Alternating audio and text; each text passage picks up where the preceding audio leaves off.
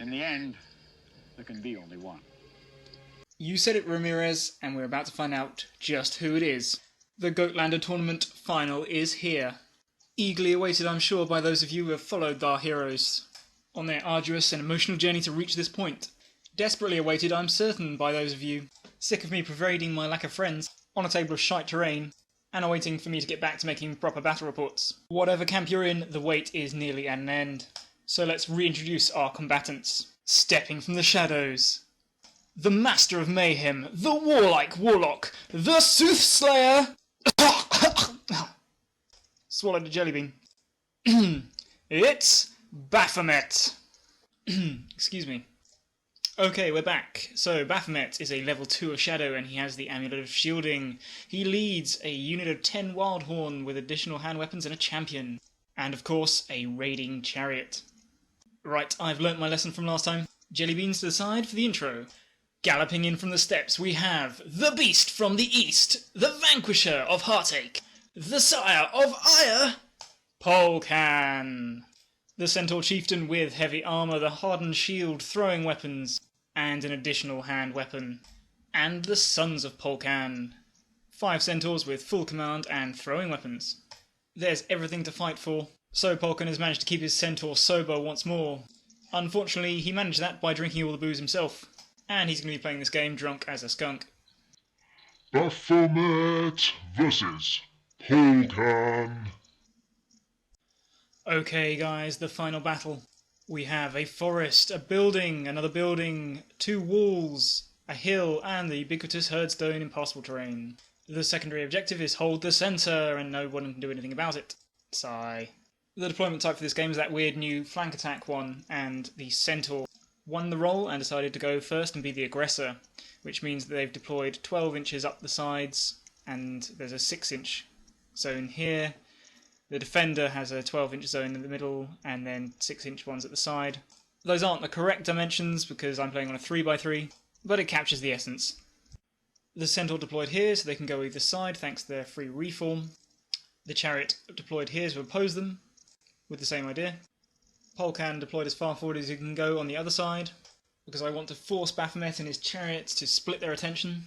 And Baphomet deployed with his herd, because I don't want him on his own, because the Centaur are too fast and manoeuvrable to risk that, so I've got the herd in the forest so that they can maintain their ranks. And the spells the Soothsayer has this game are, of course, the Beast Within, and this time, Curse of the Wildwood. And that is not going to be fun for the Centaurs.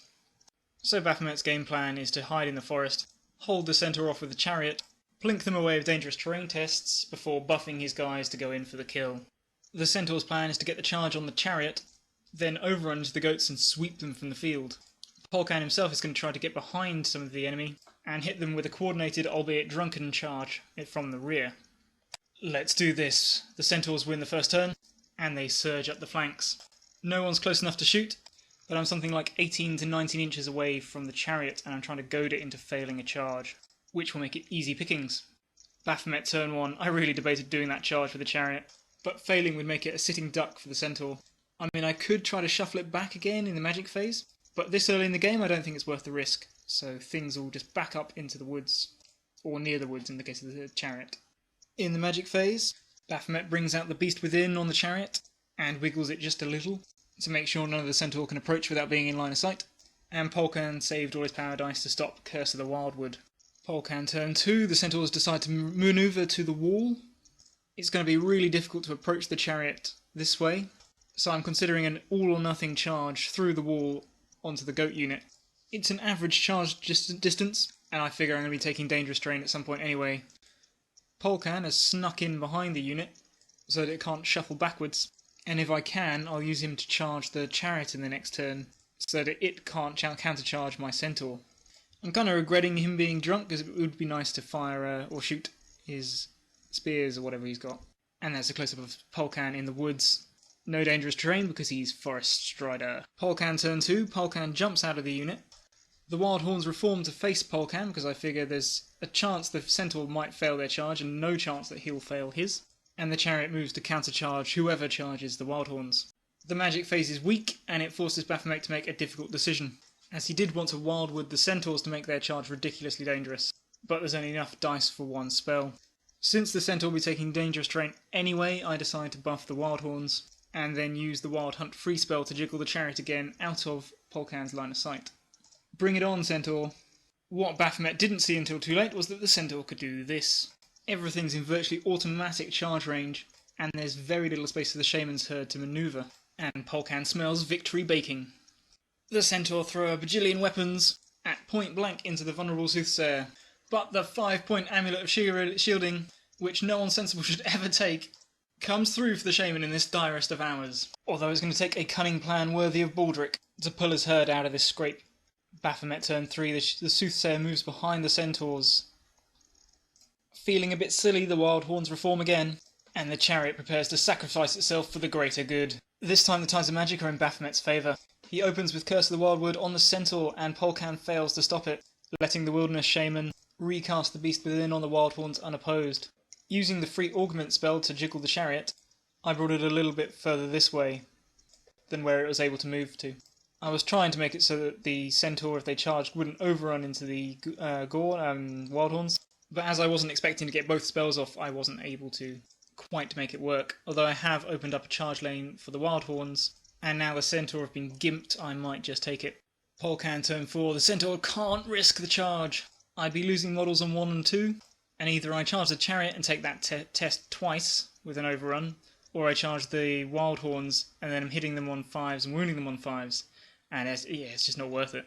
So Polkan bravely goes in alone, taking on the chariot, and the battle hangs once more in the balance.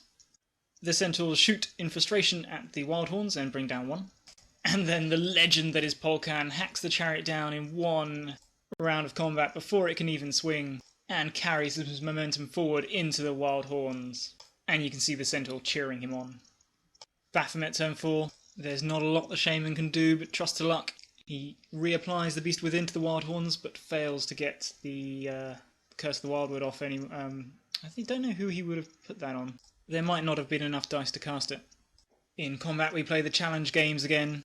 Everyone's re-rolling to hit, and Polkan slays 3 goatmen, but takes a wound in return. He wins by 3, but the wild horns hold steadfast. Polkan turn 5. Oh my goodness. The centaur have the game. They have the game. They're 11 inches away, and they freaking fail the charge. I'd be so pissed if I wasn't backing both sides. But Polkan makes up for it because he's rolling like a boss, and the goats are exploding around the cowardly champion. Oops, looks like I didn't kill enough goats. Yeah, 1 more should be dead. Which means they probably should have run away, because I think I rolled a 3 for their leadership check, but oh well. Baphomet turn 5, and in the magic phase, it's 5 dice to 3, I think. Forgetting he's on his final wound, the shaman puts all 5 dice into the Curse of the Wildwood, placing it on Polkan, and he suffers his miscast. And fortune smiles on him once more, as all that happens is he's stripped of all his magical powers, but remains among the living.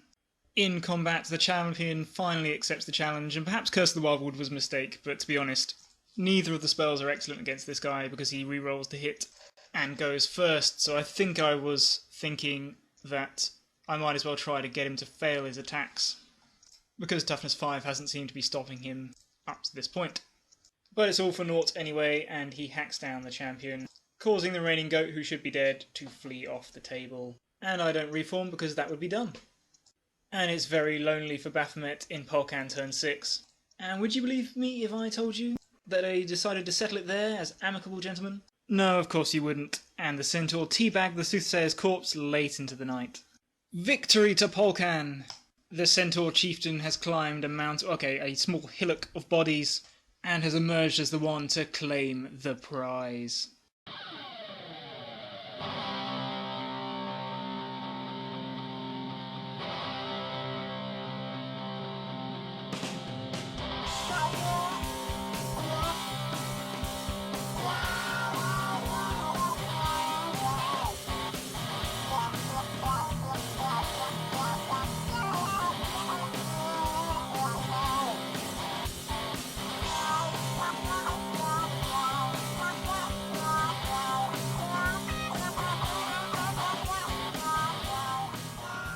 Thank you for joining us for the Goatlander tournament, for witnessing the rise of Polkan, and the evaporation of whatever shreds of dignity I have left.